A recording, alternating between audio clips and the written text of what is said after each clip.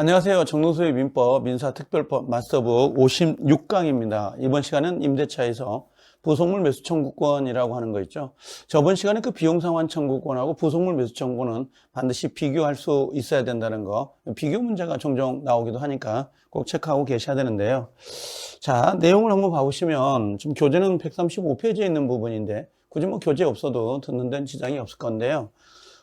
이 부속물 매수 청구권은 무조건 뭡니까? 100% 나온다고 생각하고 접근하는 게 가장 좋습니다. 그래서 비용상환 청구권, 부속물 매수 청구권, 그 다음에 지상물 매수 청구권은 임대차에서 무조건 하나가 배정이 된다고 생각하시면 되는데요. 일단 부속물 매수 청구권, 이 부속물이라고 하는 것은 전제 조건은 건물이라는 거, 이걸 놓치면 안 돼요. 그래서 건물 임대차다라고 하는 거 있죠. 건물 임대차에서 들어온다라고 하는 건데요. 자, 여기 개념을 보면 건물, 기타, 공작물, 임차인이 그래요. 그러면 이렇게 연결하면 건물 임차인이죠. 건물 임차인을 인정하고요. 여기가 만약에 토지다라고 하는 거 있죠. 이 토지 부분에 대해서는 토지 임대차에서는 적용이 되지 않습니다. 자, 건물 임차인에 한해서 이 부속물 매수 청구권을 인정한다라고 되어 있는데요. 이 부속물 매수 청구는 건물 임대차이면서 그 전제 조건이 임대인의 동의를 얻어야 된다라고 하는 거 있죠. 동의를 얻어서 부착을 했거나 또는 임대인으로부터 매수했다라고 하는 거죠. 또는입니다. 여기가 둘 중에 하나의 요건을 갖춰야 돼요. 그럼 결론은 건물 임대차에서 임대인의 동의를 받고 부속을 시켰거나 또는 임대인으로부터 매수한 물건에 대해서만 이 부속물 매수 청구권이 인정된다라는 건데요. 자, 요건을 보시면 요건은 첫째, 일단 건물, 기타, 공작물, 임대차다라고 되어 있어요. 그래서 아까도 이렇게 나왔지만 토지 임대차다라고 하는 거 있죠. 이 토지 임대차에 대해서는 적용이 되지 않는다라는 거고요. 자, 건물 등의 사용 편익이라고 되어 있죠. 이 사용 편익을 가끔 혼선이 오는데 가끔 사용 편익 이렇게만 나올 때가 있고 임차인의 특수 목적 이렇게 나올 때가 있어요. 임차인의 특수 목적을 위해서 부착시켰다 그러면 부속물 매수가 안 되거든요. 그래서 여기 사용 편익이라고 하는 것은 요 건물의 사용 편익을 의미하는 것이지 혹시 뭐 임차인의 어떤 특수 목적이다 이렇게 특수 목적 또는 이걸 다른 말로 영업 목적 뭐 이렇게 나올 때가 있어요. 이렇게 그러면 이런 것들은 장애인 부속물 매수 청구권이 인정되지 않는다는 거. 그래서 임차인의 영업을 위해서 임차인의 특수 목적을 위해서 부속시킨 물건에 대해서는 부속물 매수 청구권이 인정되지 않습니다. 반드시 전제 조건은 이 건물의 편익을 위해서 존재한 것, 부속한 물건에 대해서만 적용이 된다는 거고요. 두 번째로는 여기는 반드시 임대인의 동의를 얻었거나 아니면 임대인으로부터 매수다라고 되어 있죠. 그냥 여기다가 예를 들면 이무적이다라고 하는 거, 임으로 부착했다 그러면 당연히 부속물 매수 청구는 인정되지 않습니다. 그래서 임대인의 동의 또는 임대인의 매수 전제 조건이고요. 그 다음에 독립성이 있어야 된다는 말 나오잖아요. 만약에 구성 부분이 아니어야 된다라고 하는데 이걸 뒤집어 놓을게요. 무슨 말이냐면 만약에 이게 구성 부분이다라고 해요. 구성 부분. 요거 구성 부분이 됐다라고 한다면 우리가 이걸 편의상 부합이 됐다 이런 표현을 쓰잖아요. 부합이 됐다 또는 구성 부분이 됐다라고 하는데 구성 부분이 되거나 부합이 돼버리면 이건 독립성이 있어요, 없어요? 독립성이 없어요. 그러면 독립성이 없으니까 부속물 매수 청구권은 행사가 안 되고 얘는 비용상환 청구권이 있죠. 비용상환 청구권으로 가야 된다는 거. 요 비용 상환이다라고 하는 거 있죠. 비용상환 청구권으로 인정이 되는 것이지 부속물 매수 청구권이 인정되지 않습니다. 그러면 부속물 매수 청구권하고 비용상환 청구권에 구별할 때 그 구별 기준점은 독립성이 있느냐, 독립성이 없느냐, 그걸 가지고 찾으면 쉽게 접근할 수 있는데요. 만약에 우리가 건물을 증축했다 이렇게 이야기를 하잖아요. 여기 건물이란 말이에요. 기존 건물인데 만약에 이 위에다가 이렇게 증축을 했어요. 이게 증축 부분이란 말이에요. 그냥 증축했다 그러면 이건 부합이 된 겁니다. 증축했다 그럼 부합이 되기 때문에 이건 부속물 매수 청구가 아니라 비용 상환으로 가야 되고요. 만약에 증축 부분인데 독립성이 있더라 이런 말을 쓸 때가 있어요. 그럼 요건 당연히 부속물 매수 청구권으로 가야 된다는 거. 그래서 이게 독립성이 있느냐 독립성이 없느냐 이렇게 구별이 돼서 정확히 주면 편한데 그 말 없이 그냥 건물에 증축이 됐다 이렇게 표현할 때가 있죠. 증축이 됐다 그러면 얘는 뭘로 가야 되는 거예요? 그냥 비용상환 청구권 부합이 됐다라고 생각을 하고 접근을 하셔야 돼요.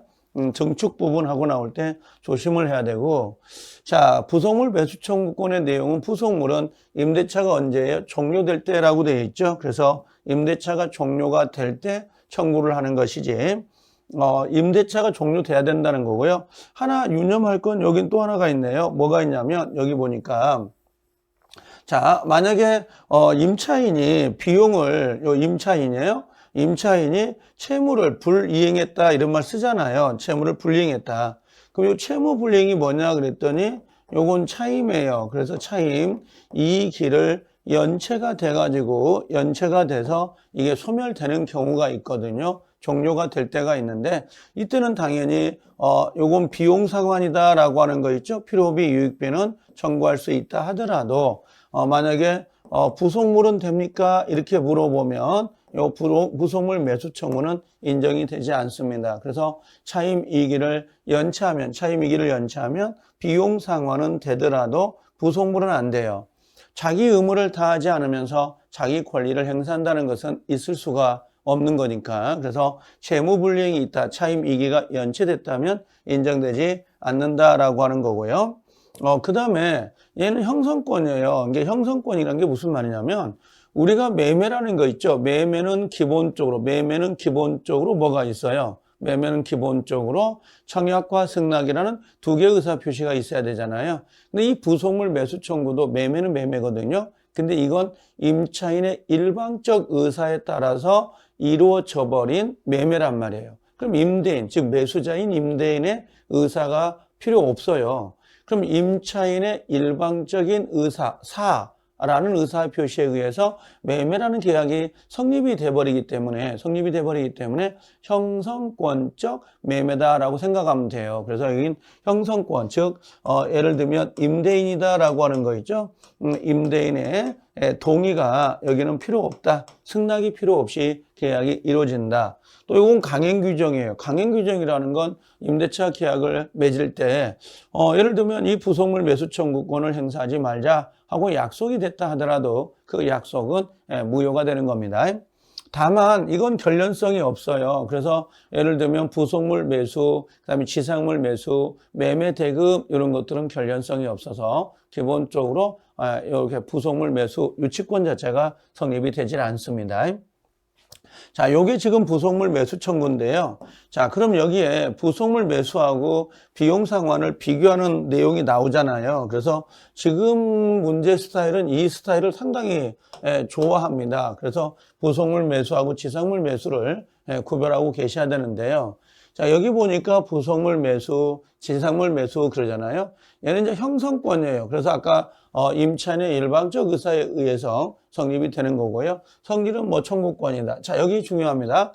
독립성이 있다 그랬더니 여기는 구성 부분이다라고 돼 있죠. 그래서 이 비용 상환 청구권은 독립성을 의미하는 게 아니에요. 부합이 됐다, 한 몸뚱아리가 됐다, 구성 부분이 된 거죠. 그 다음에 부속물 매수 청구권은 전제 조건이 임대인의 동의를 받았거나 임대인으로부터 뭐예요? 매수한 거예요. 동의나 매수가 돼야 되는데요. 비용 상환 청구권은 안 그래요.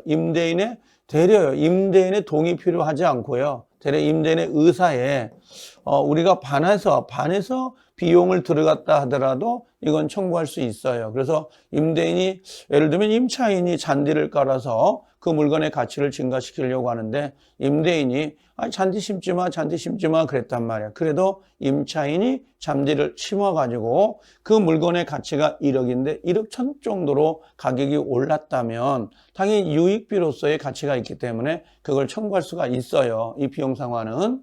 근데 이 부속물 매수는 전제 조건이 동의나 매수예요. 그럼 임으로 부착한 건 된다, 안 된다? 안 된다는 거죠. 임으로 부착한 건 안 되고 반드시 동의 매수로 돼야 되고 비용은 그런 의사가 필요 없습니다. 그래서 차이점이 있다는 걸 구별해 주셔야 돼요. 그 다음에 부속물 매수 청구권은 채무불이행이라는 거 보여요? 채무불이행이다 그러면 뭐겠어요? 차임 2기를 연체했다는 거잖아요. 차임 2기를 연체하면 기본적으로 뭐예요? 자, 임대차다라고 하는 거 있죠? 요것은 청구할 수가 없습니다. 부속은. 그래서 우리가 뒤에 나오는 지상물 매수 청구나 부속물 매수 청구는 차임 2기를 연체하면 일단 주장할 수 없다는 거예요. 자기 의무를 다하지 않았으니까. 그런데 비용 상환은 그런 제한이 없어요. 그래서 차임을 2기 연체가 돼서 예를 들면 임대차 계약이 해지가 되더라도 당연히 필요비, 유익비가 들어가서 그 물건의 가치가 증가가 됐다면 당연히 뭡니까? 청구할 수 있어야 돼, 없어야 돼? 있어야 된다. 뭐 그런 내용이죠. 그래서 부속물 매수 청구권은 차임 2기가 연체되면 안 되고 비용 상환 청구권은 그게 가능하다. 이런 것들. 그 다음에 부속물은 임대차가 종료될 때 청구해요. 그러면 존속 중에는 되냐라고 하는 거죠. 존속 중에는 당연히 안 되죠. 그래서 임대차 종료 시만 청구가 되고요. 그 다음에 여기 보니까 유익비, 필요비. 요거 유익비는 종료 시, 그 다음에 필요비는 언제예요? 즉시란 말이에요. 그래서 필요비는 임대차 존속 중이더라도 청구할 대수가 있고 유익비는 임대차가 종료된 다음에 그 물건의 가치 증가가 현존하고 있을 때만 가능하잖아요. 그래서 필요비는 즉시, 유익비는 종료 시, 그 다음에 부속물 매수, 지상물 매수는 임대차 종료 시에 청구가 된다는 거 이걸 기억해 주셔야 되죠. 부속물은 강행 규정이고요. 유치권이 안 된다는 거 그렇게 정리하면 되고요. 그 다음에 비용상환 청구권은 의무 규정이에요. 그러면 요거 서로 간에 이거 배제 특약이 돼야 안 돼요? 이건 가능하다 이렇게 보시면 돼요. 그 다음에 여기는 유치권 성립이 되죠. 결련성이 있으니까. 또 하나 기억을 할 거는 부속물 매수나 지상물 매수에서 이 부속물 매수는 일시사용이다라고 하는 거 있죠. 우리 일시사용 임대차라는 거 있잖아요. 일시사용 임대차 그러면 뭐 여관, 모텔, 호텔, 뭐 이런 병실 일시적으로 임대차하는 경우는 이 부속물 매수 청구권이 인정되지 않습니다.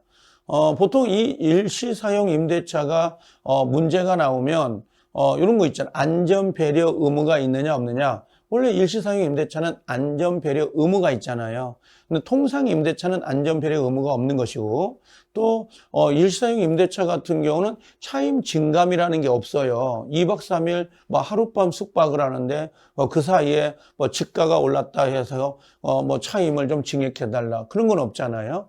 그런 것들이 좀 차이점이 나오긴 해요. 일단 일시사용에서는 부속물 매수가 인정되지 않는다는 거. 그 다음에 이 비용 상환은 일시사용이다라고 하는 거 있죠. 일시사용에서는 비용 상환은 나올 수가 있습니다. 뭐 그런 차이점이 더 있네요. 이렇게.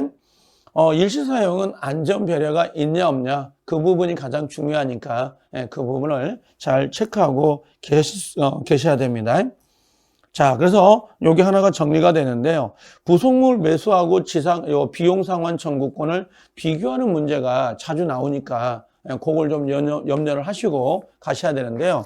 문제를 풀려면 가장 기본적으로 이건 꼭 숙지가 되어 있어야 돼요. 자, 그러면 넘겨보면 자, 먼저 여기 보니까 뭐라고 했냐면 자, 제가 가끔 종종 질문을 받는 것 중에도 하나이긴 한데 임차인의 특수 목적 이렇게 해요. 특수 목적이라는 거 여기가 영업 목적이라고 들어갈 때가 있어요.